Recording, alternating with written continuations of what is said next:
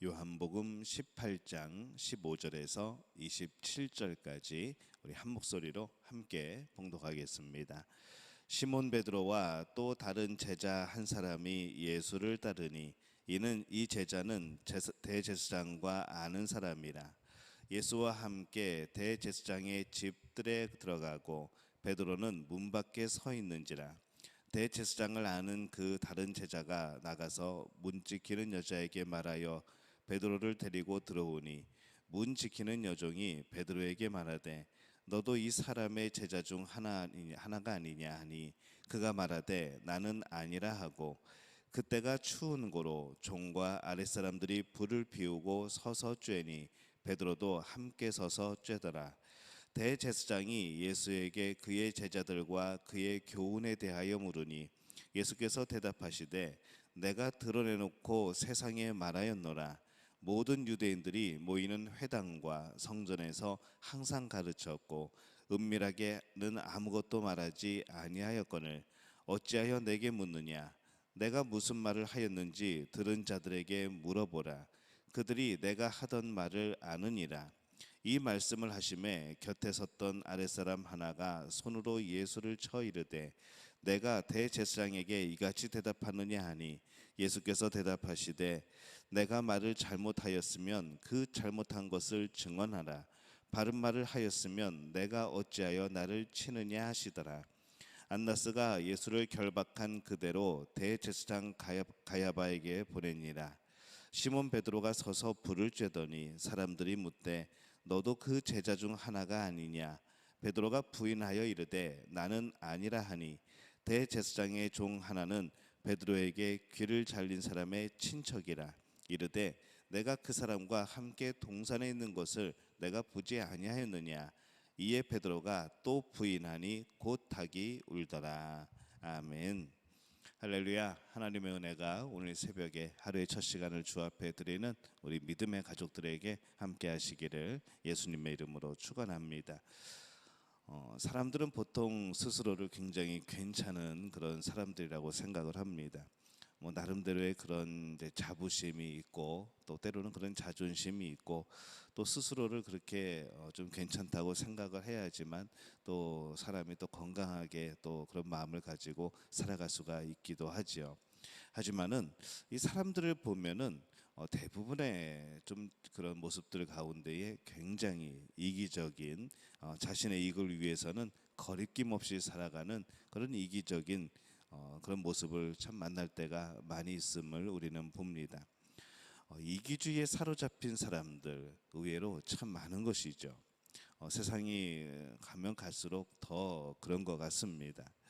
오늘 말씀에도 이 말씀을 보면 17절에서 18절에 보면은 문 지키는 여종이 베드로에게 말하되 너도 이 사람의 제자 중에 하나가 아니냐 하니 그가 말하되 나는 아니라 하고 그때가 추운 고로 종과 하속들이 숯불을 피우고 서서 쬐니 베드로도 함께 서서 쬐더라. 이렇게 말씀을 합니다.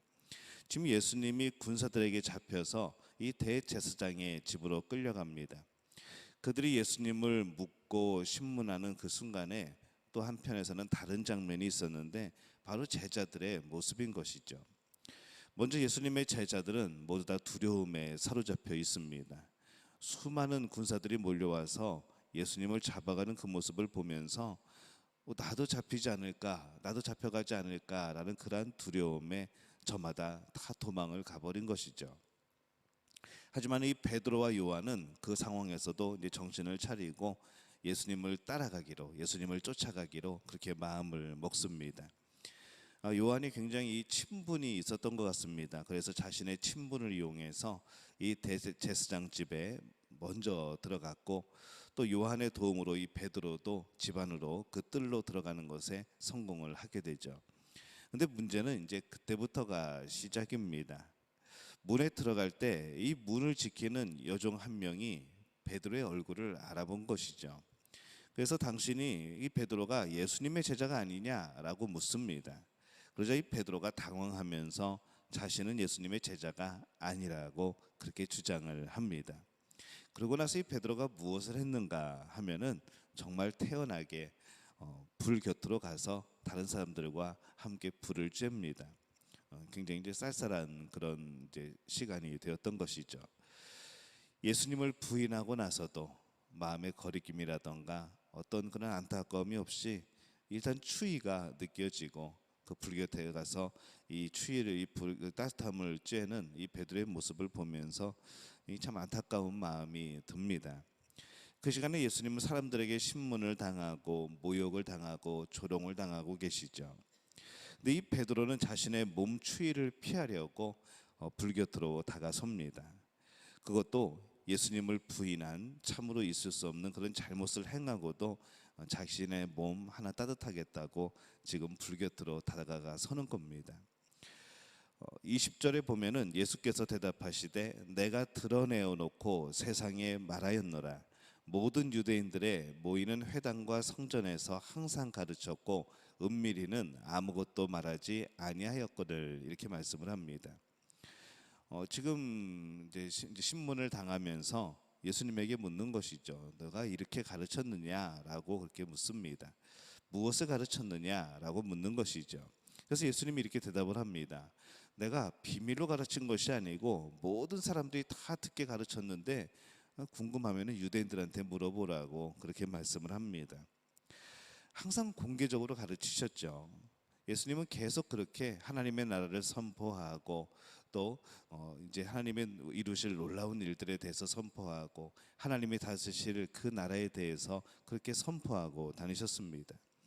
하지만 이 대제사장이나 예수님을 잡은 무리들은 예수님의 가르침을 제대로 알아듣지를 못합니다. 제대로 듣지 않은 것이죠.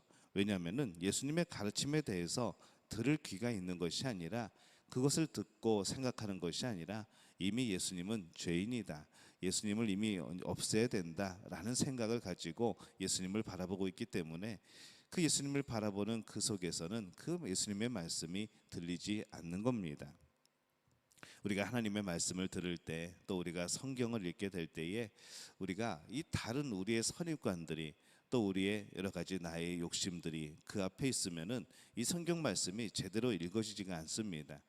성경 말씀을 읽어도 그게 정말로 하나님의 말씀이 나를 움직이는 그런 말씀이 아니고 그러면 그렇지 내가 생각한 게 여기 있네라고 생각하게 되는 것이고 또 내가 해석하는 대로 내가 해석하고 싶은 대로 성경이 보일 때가 있다는 것이죠. 그래서 이 성경 말씀을 읽을 때는 목적을 두고 읽는 것이 아닙니다. 성경 말씀은 기도하는 마음으로 읽는 것이죠. 그리고 내가 성경 말씀을 좌지우지하는 그런 것이 아니고 이 성경 말씀이 나를 움직이시고 나를 변화시켜야 되는 겁니다. 근데 우리는 자꾸 하나님을 변경시키려고 하고 하나님을 자꾸 우리가 원하는 대로 움직이게 하려고 하고 때로는 말씀도 그냥 내가 원하는 대로 그렇게 해석되어지고 싶은 것이죠.